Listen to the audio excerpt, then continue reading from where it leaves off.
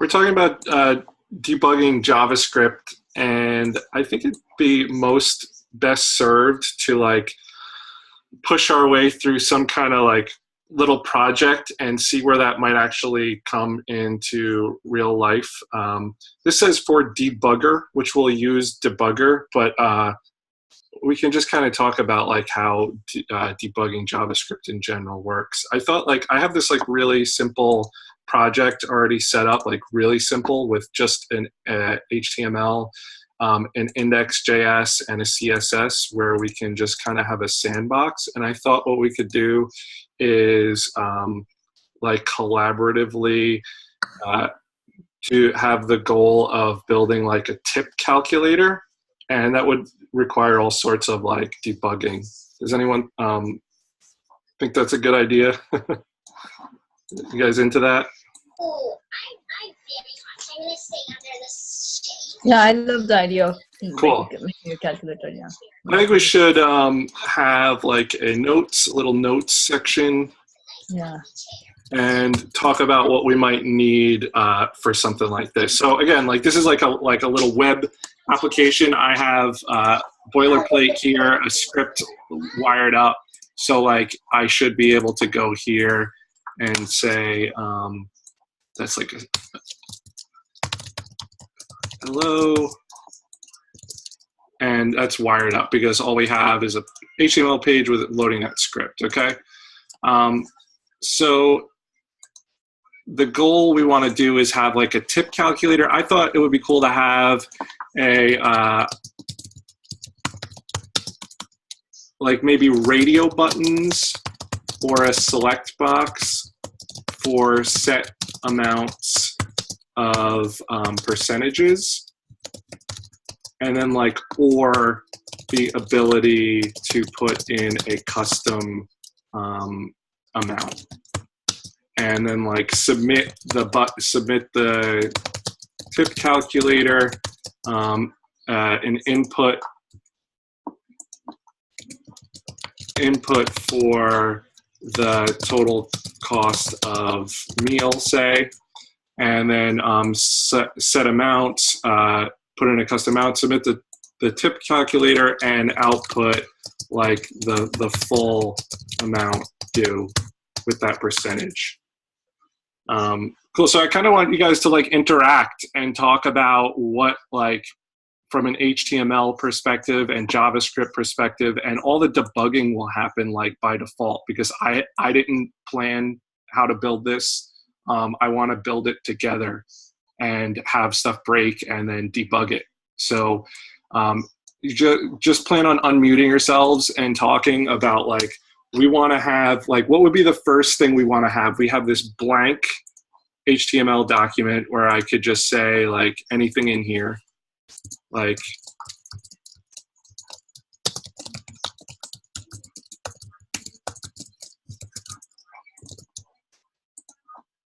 right, I have that and it's in my script. So what do you guys think?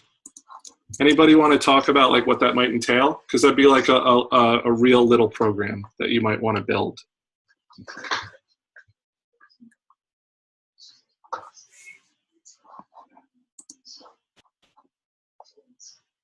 Hey, Terry Blue. Long time no see. Yeah, still here. Anybody have any ideas? Huh? Oh, I didn't hear you start to say something. I was just going to say if anybody had any ideas, but no, it's really good to see you back. I haven't seen you. I was going to say that I just started doing the JavaScript section. Cool. Awesome. I think I want to maybe grab Bootstrap because that might be cool to have.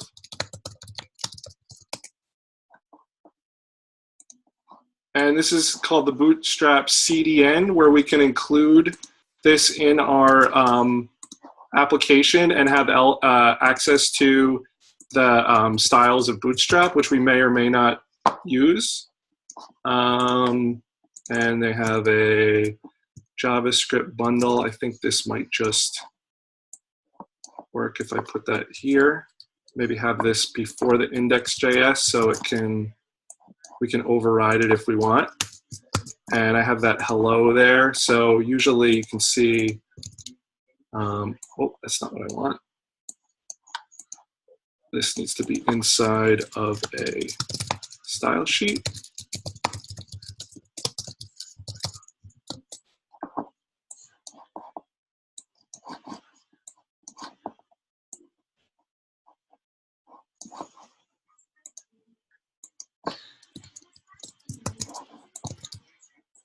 See how that just changed? That means that Bootstrap just came online for this application.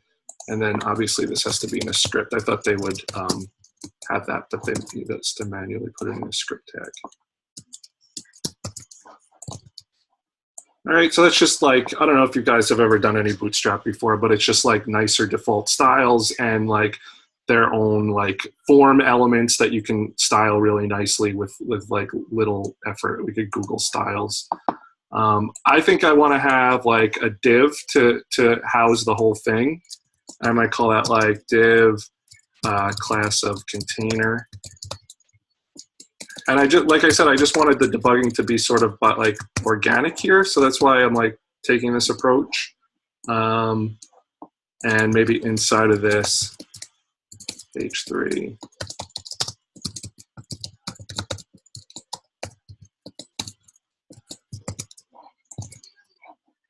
And maybe we can take that container, give it a width of 50% maybe.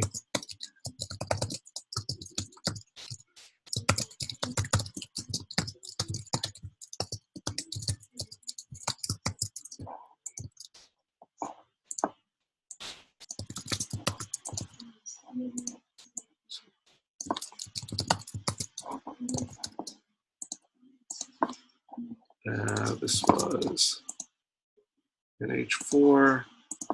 Will this work? And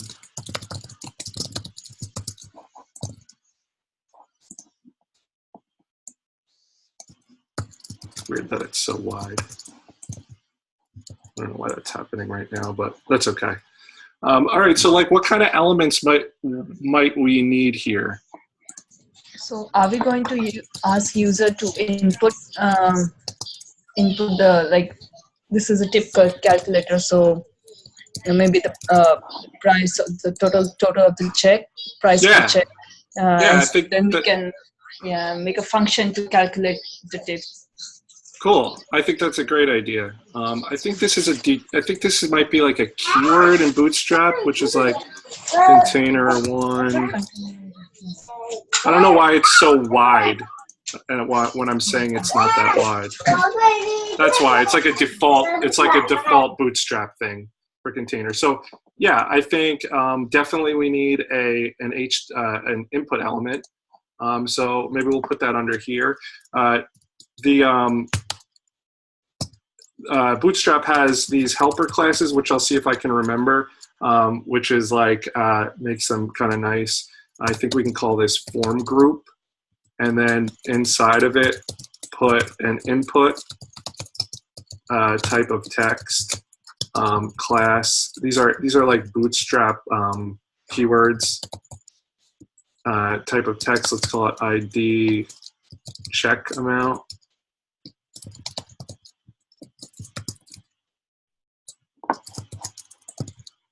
And this has like some weird, it's like really, I want to have maybe some padding inside of here.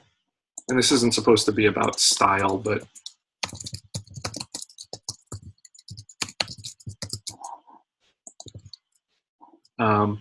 so this could be like the amount. Maybe we could have a label.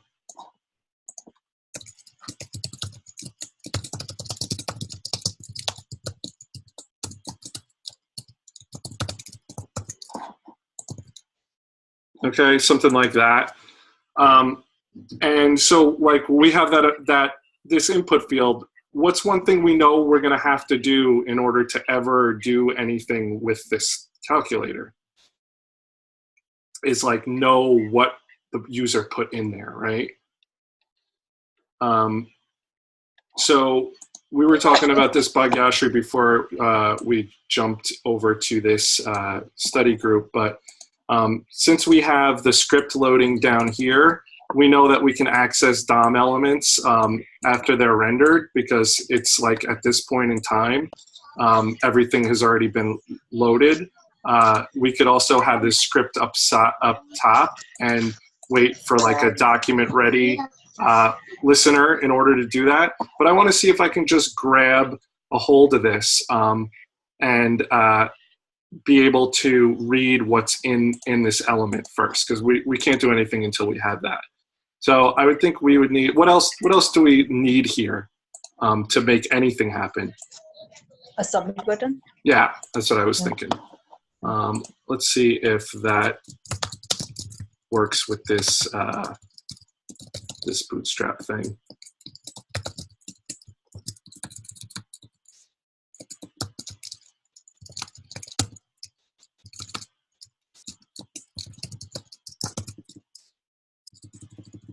Will that work?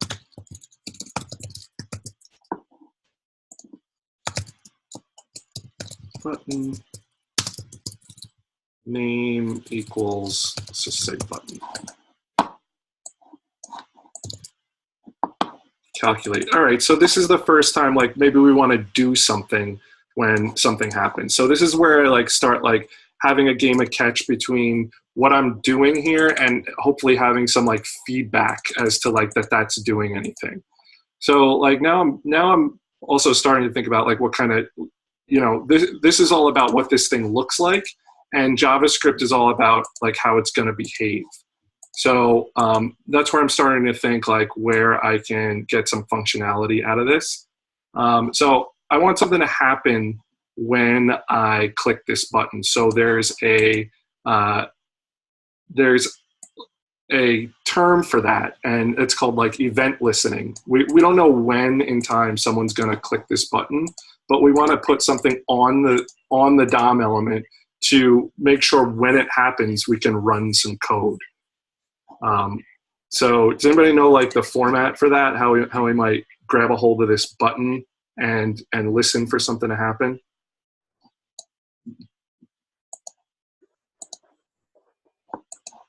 Usually the best way to do that is to grab it by, hopefully it has an ID, because then it's the only element with that ID. But you Element ID. Yeah, exactly, Terry. Document.get element by ID, yeah. And then you know you're only going to have one return value, because it's going to be, you know, there's other ways to query the DOM as far as like asking for like all elements by like a certain class or by all elements by a certain name element here. But if it has an ID, that's usually a really good way to query it. So I would say something like, this has an ID of button. I want to say, if I can say document button, goes document get element by ID. We called it button, right? Yeah. I don't. Could we actually wrap all that in a function? We could. Right now, I'm just going to have it like, yeah, I mean, we're still structuring this. A lot of times you might wrap this all in a self-executing function, especially if you're loading this at the top of the page. Okay. But this will just run either way. It'll run once when you load the page, and we're loading the script like down here, right?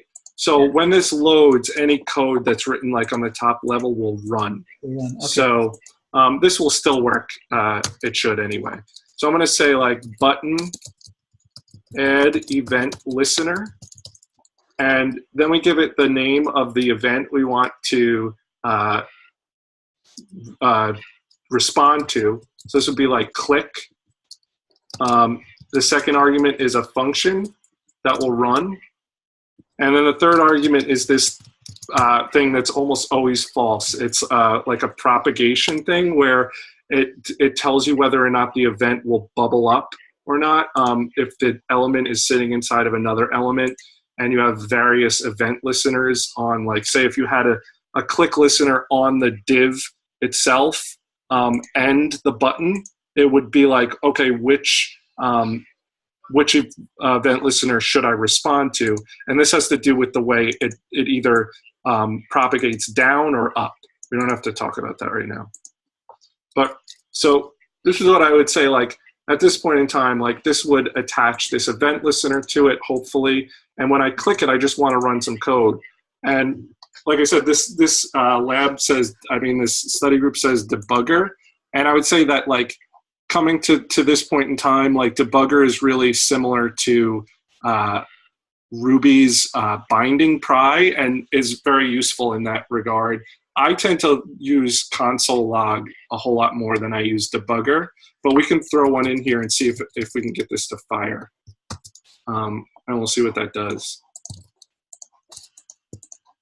And if I can't right away, because sometimes it acts weird, I'm gonna try to get it console logging. Cannot read property function of define. Is that right away? I should maybe go like this first. Cannot read property function of define. Function. Let me try something else. Hold on. Get down here. Let me just make sure this is still wired up. Okay, it's like really not loading this at all. If I can get this alert to work, then I'll be good. Hold on. What happened? Is it this? There's something, the coloring's off here. Script, this has to close. I think that'll fix it. Okay, we're back to saying hello. There's still this error here. It looks like it's the bootstrap one. I don't know if I'm gonna have this in here. Hold on. All right, that's gone for now. We'll bring it back if we need to.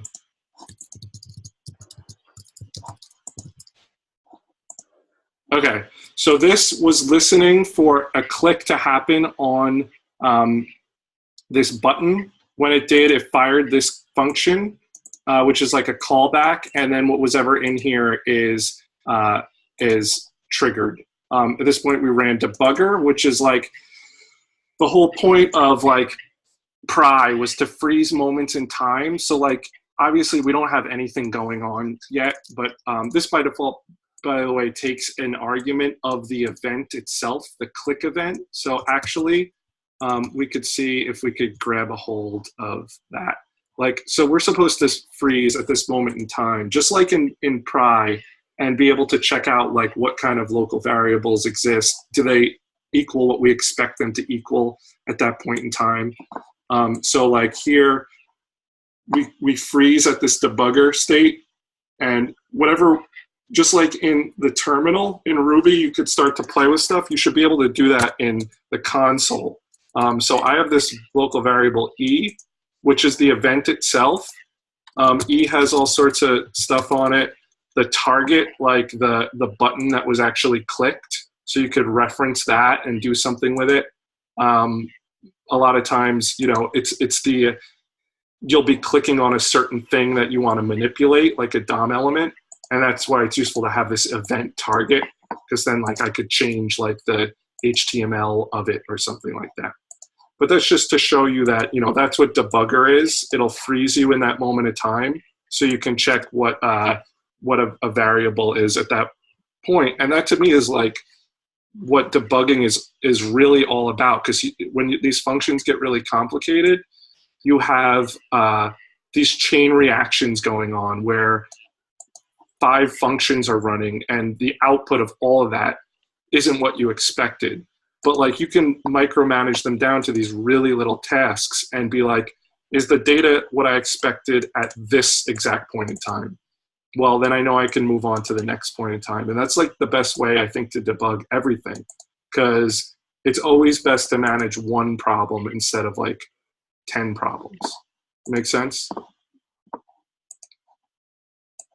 Normally here, a console log hello or yo or something, just to see that I got this listening. That's my debugging technique. So what I want to do here is not just console log. Any questions so far?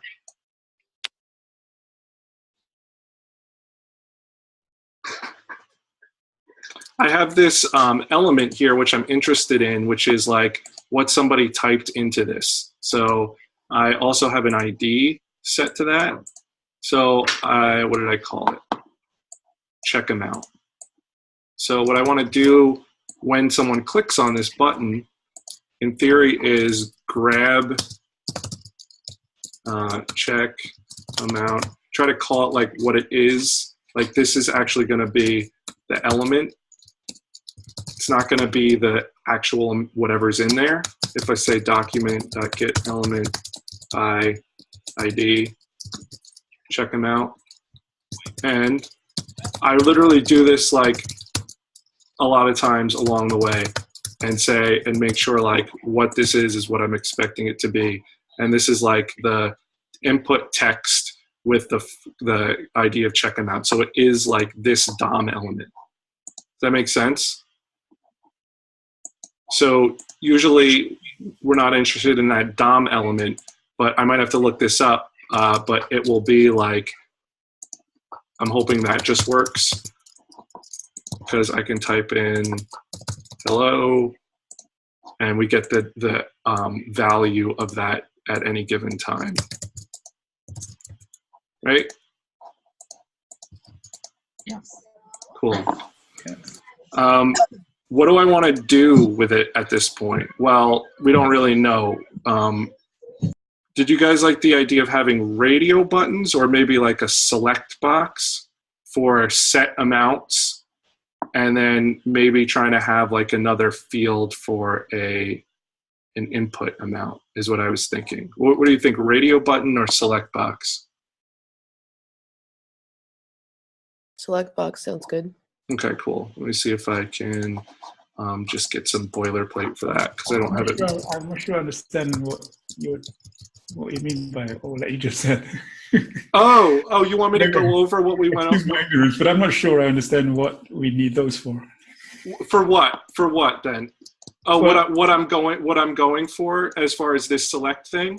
Yeah. Oh, I just wanted to have like three common amounts, like 10%, 15%, 20% that a user could click and get that really quick. Okay. And if not, you want to be more specific, you can. You know what I'm saying? Yeah. Okay. I understand that. Thanks. No problem. And I want to see if I can maybe get these looking okay for Bootstrap, but let me put that in there. I don't know how to auto indent in here, but and maybe this can be like 10.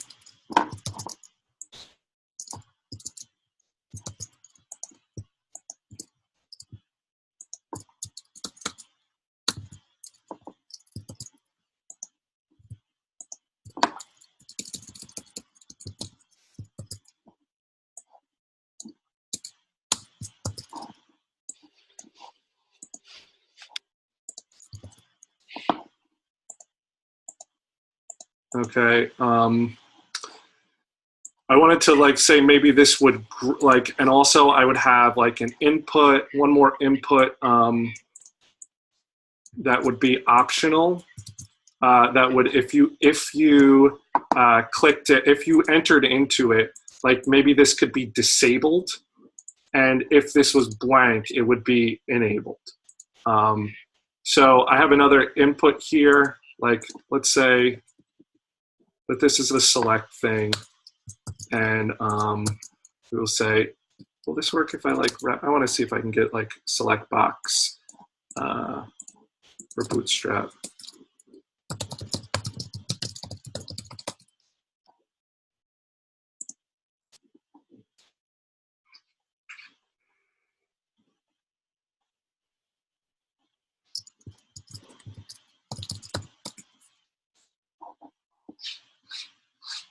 Class equals checkbox. Each one of these, that's kind of a pain. Maybe I'll just leave it. Oh, that's checkbox, I'm sorry. Where's select? That looks good. label for select class form control. So form group and form control. I think I can just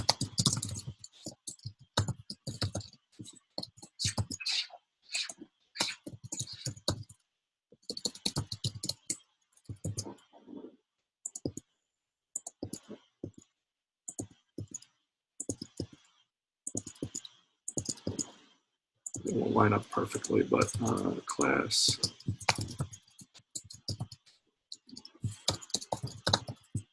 All right, and I won't worry about that other thing yet. The select is misspelled. Okay, select, cool. Can I ask why is it easier not to create a form at this point? You could create a form and then have it listen for the submit event. You could do either one of those things. Like the form is not posting anywhere. So like typically you have a form in order to have an action, which will then go somewhere like over the internet, like as it was in Rails, where you have a params object and the form is posting with a method of post. Like it would be all the same here because I'm not submitting it anywhere. I'm just using the data that's in it. Gotcha. Okay, thank you. No problem. Why is there two calculate buttons? Oh, I didn't want to copy that. I wanted the other input. But I'm going to leave that out for now because we'll just see if we could do it with this.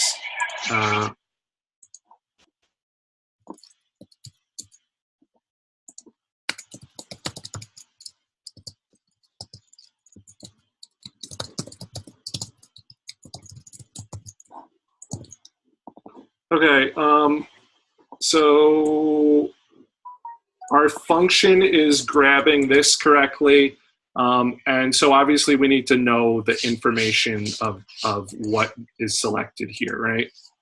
So this is another place I would definitely go in and make sure I'm working with like regular data that I expect. So I'm in my JavaScript. Even again, in this thing, I'll probably need them both here and then maybe write a function to pass these both into. So I don't know how to get the value of a selected select box, so I'm going to Google that.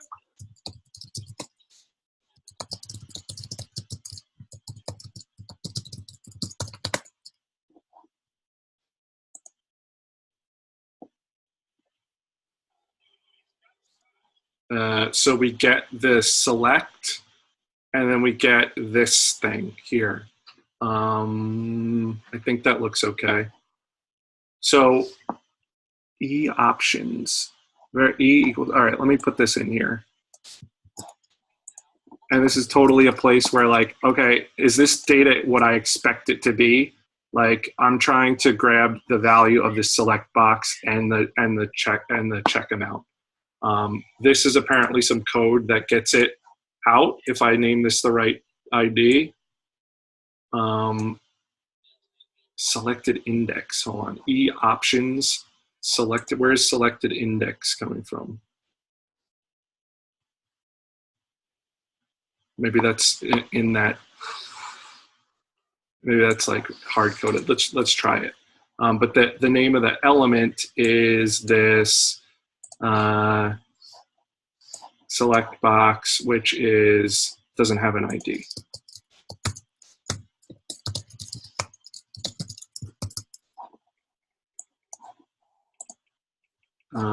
Select box.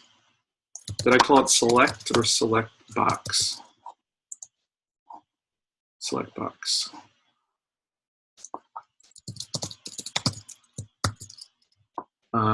So that's that. I want to just see like whatever they called this, like %. And I don't know, according to this this code, like that I think might get me the value. But this would be a totally valid case where you'd be like, before I go any further, I need to make sure I'm getting that value correctly. I use like console log all the time. Debugger is really no more than that, sort of the same idea, plus the fact that once you have the thing open, you can create several different breakpoints, which we'll look at. I don't know if this is going to work.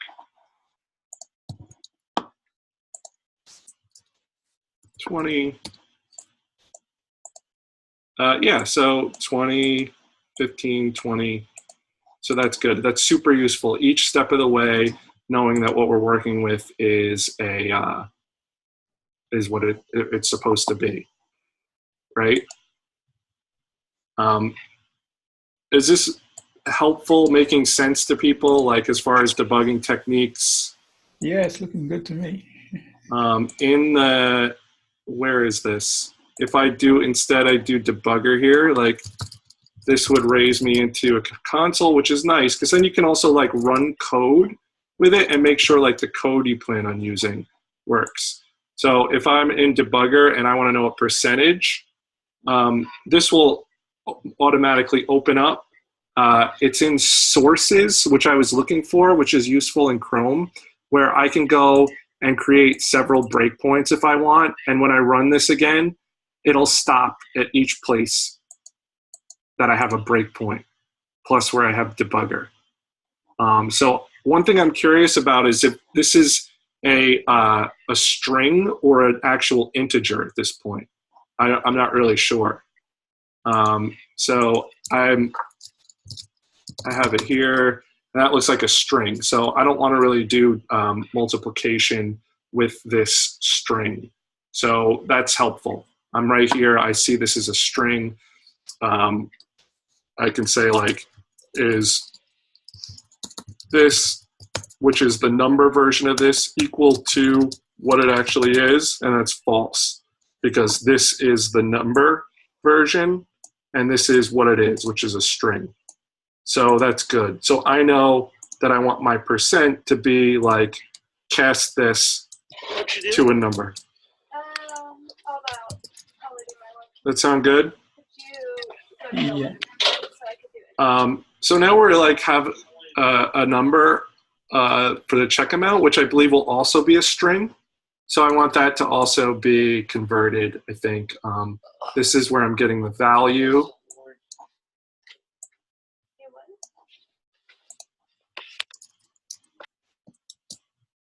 So I think now I have two different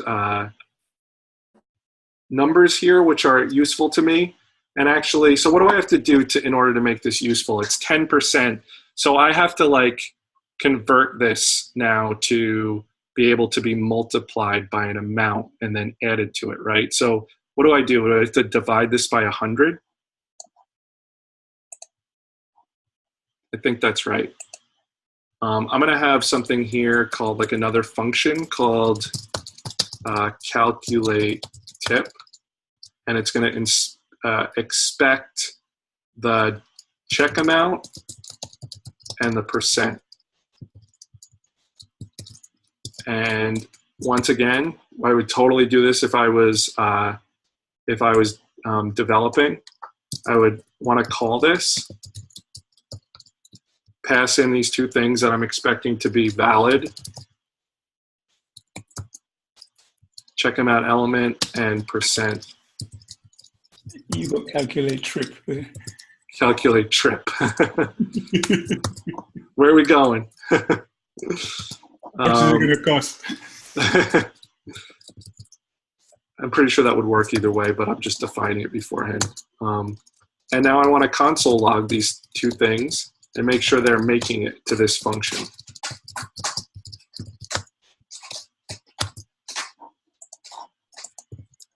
So if I put in 50 and 15%, I'm getting not a number. That's totally good to know. It's definitely not what we want. And why? So this is where I would say here, maybe it was something. Value on there? Yeah. Instead of an element. Yeah, absolutely. Which it's weird. I thought I had access to that before. Did I delete it? I thought I like got that.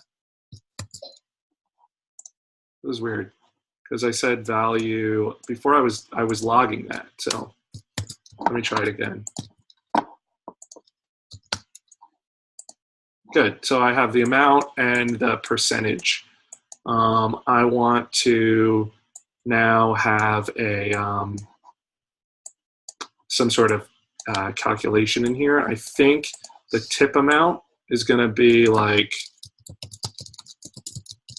isn't it going to be check amount times percent divided by 100?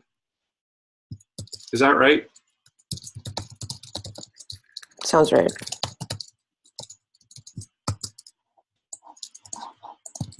So this would be 15%, $7.50. And I think you can say like, can I do this?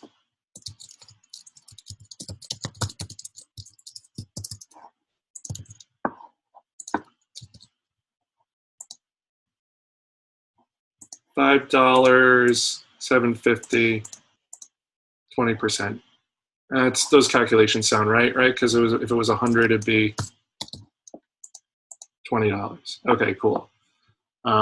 So that looks good. I wanted to have like that other option, but first I'm going to have this hopefully like printing out to this thing.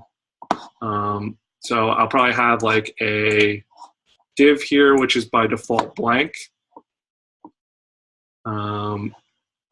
Under the submit. Yeah, I guess.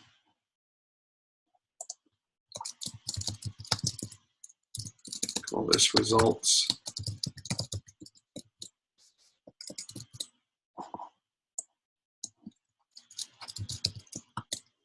And that's just blank. Actually, maybe like,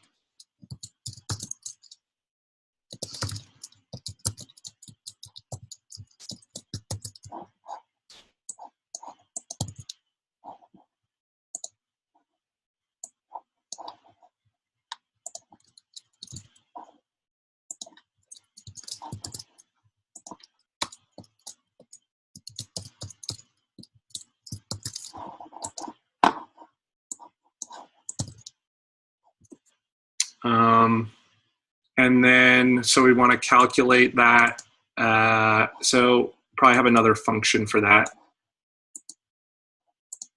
Calculate tip. No, that's right, because then all I want to do is add return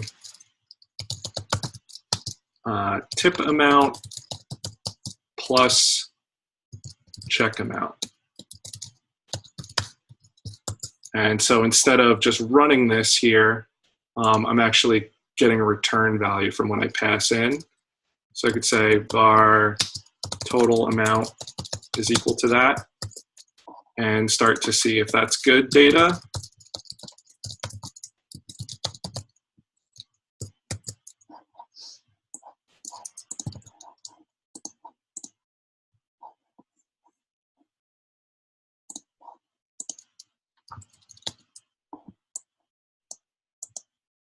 So that's totally not good at all. I would say that I need to, instead of calculating that like that, I would get the tip amount and not do the to fixed there, and wait and do the to fixed on the total. Does that sound reasonable? Yeah. Yes. Yeah.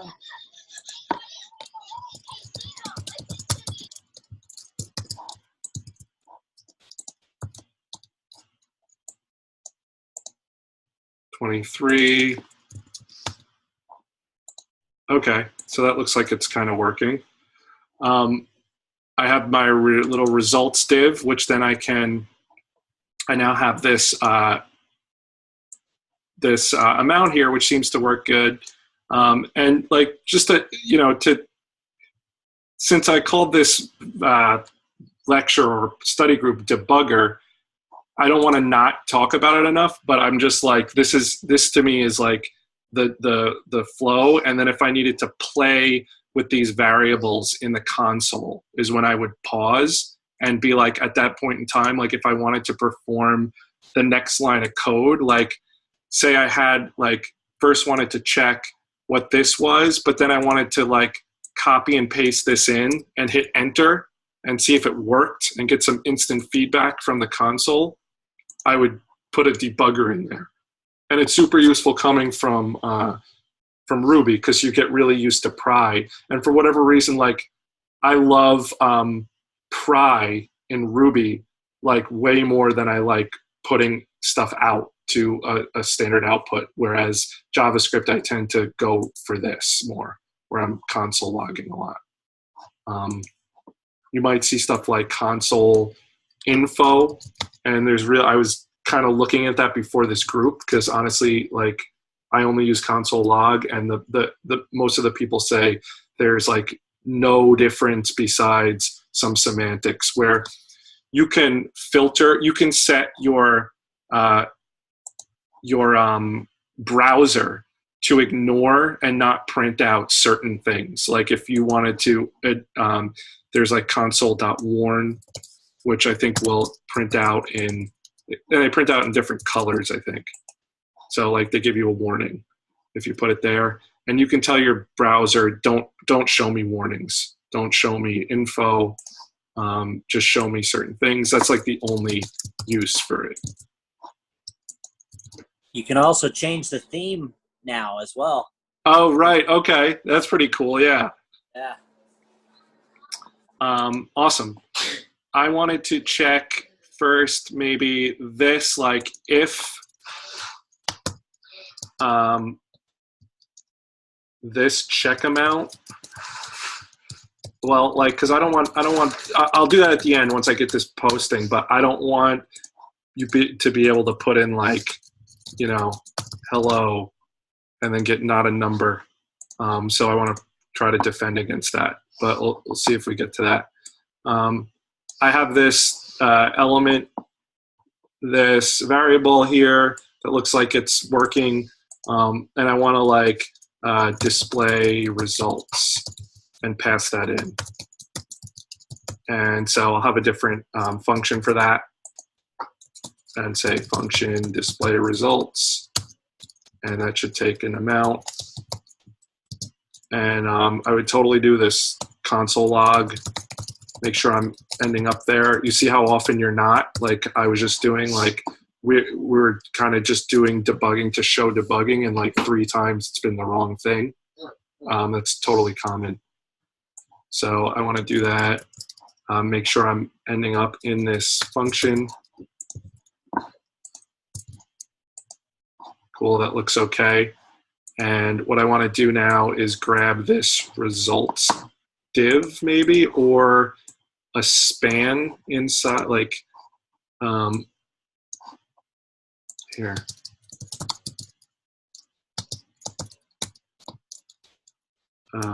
Total.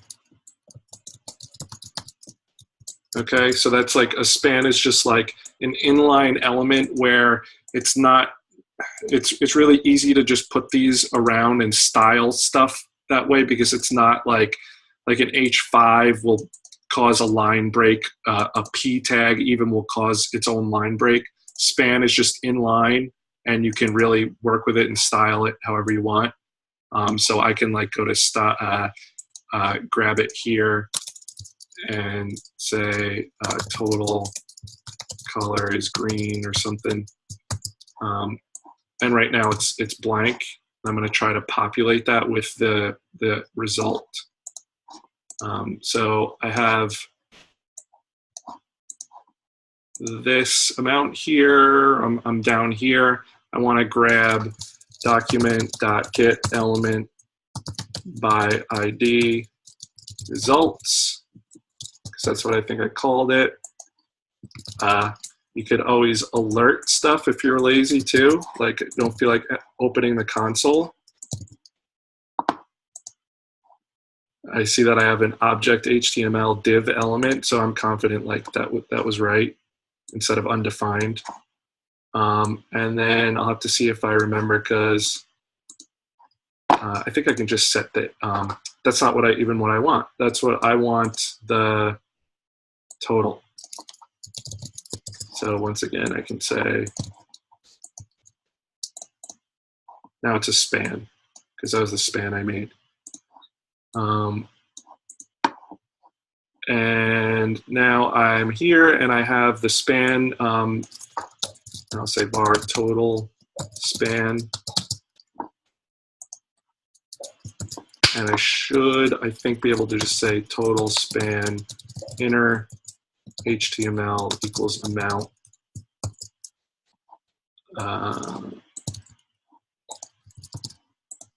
And that'll give me like a, and maybe I would say like this.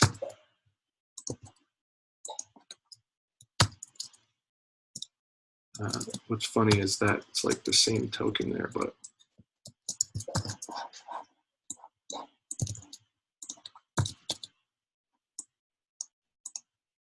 cool. Any questions on the flow or like other ways of doing stuff that you want to talk about, like that you found useful?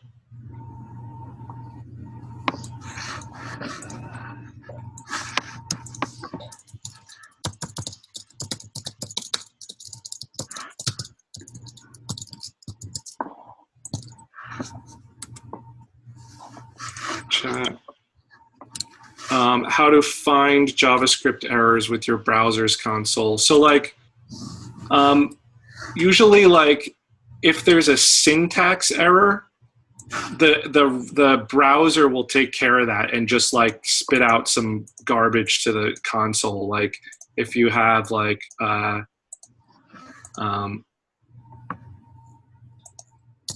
like I'm pretty sure like this will just like,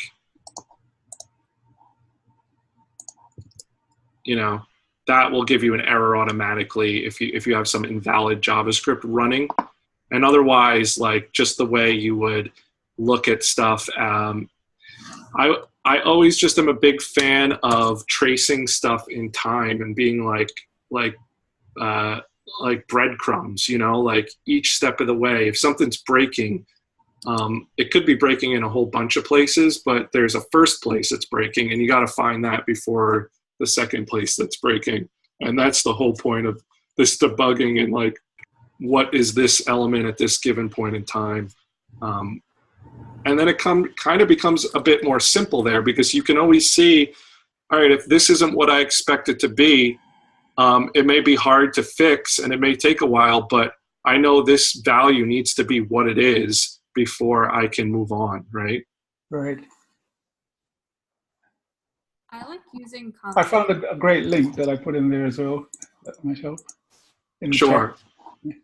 I like using console log also, but I found that debugger is really helpful when you have like a loop, like if you're inside of a loop. Oh yeah, totally, because then it'll check it each time, and you can see what the value is. That's super useful. Yeah, that's sort of the only time I've been really like, wow, this has been really helpful. Every other time I like console logging. Yeah, because that's so true, because then when you console log, in that case, you get like 10 things spit out to the console and you're like not sure where you are. So I like that comment a lot. I think that's a good point.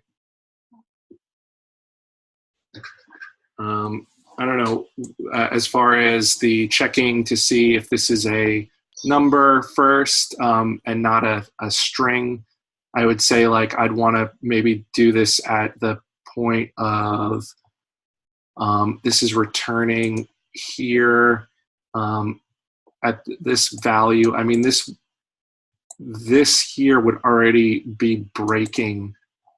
So I'd probably say like if I think like this,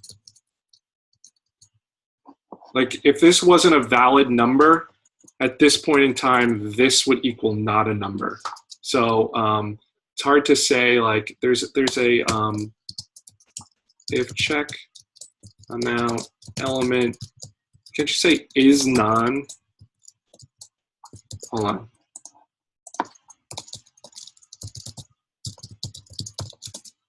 JavaScripty. If is not, okay, you have to say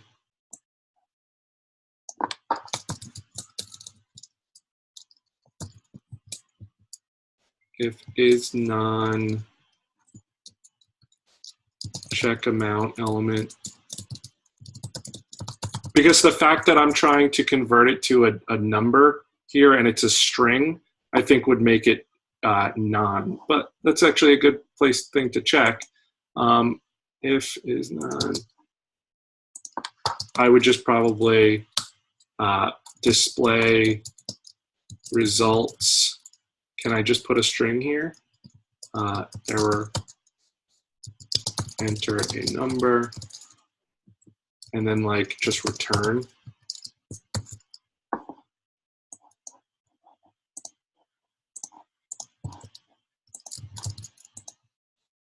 Yeah, but you get the dollar sign, which you could fix too.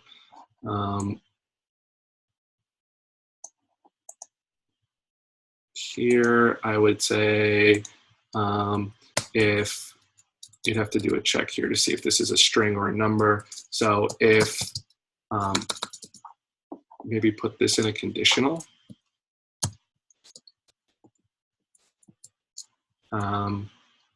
Check if amount to number is equal to amount, and then ternary, put the thing, and then if not, nothing.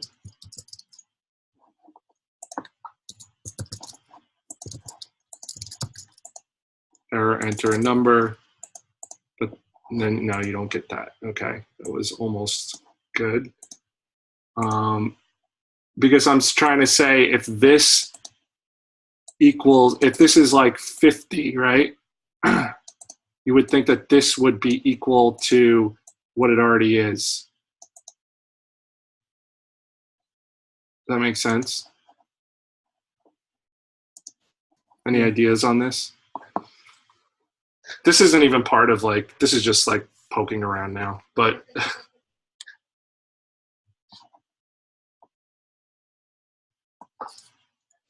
and you'd probably fix it at some earlier stage or something. Like maybe add the amount, maybe add this dollar sign once the check. So what if I go like this?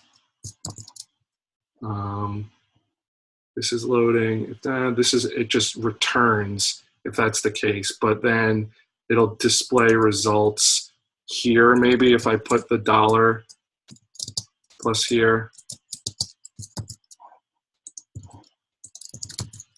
So now I get that, and now it's a dollar sign. That works. Any other questions, guys? I think we're at the end. I wanted to do that other like feature, but maybe I'll do it next time. That's really great. Is it possible to put that on GitHub? Yeah, you want this? I'll push it up. I'll send it to you. Great, thanks. No problem. Any other questions, guys?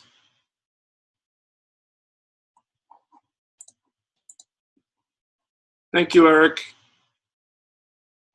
Thanks. Thank you. All right, everybody. Have a great night. You too. Bye, Thanks. guys. Okay. Bye.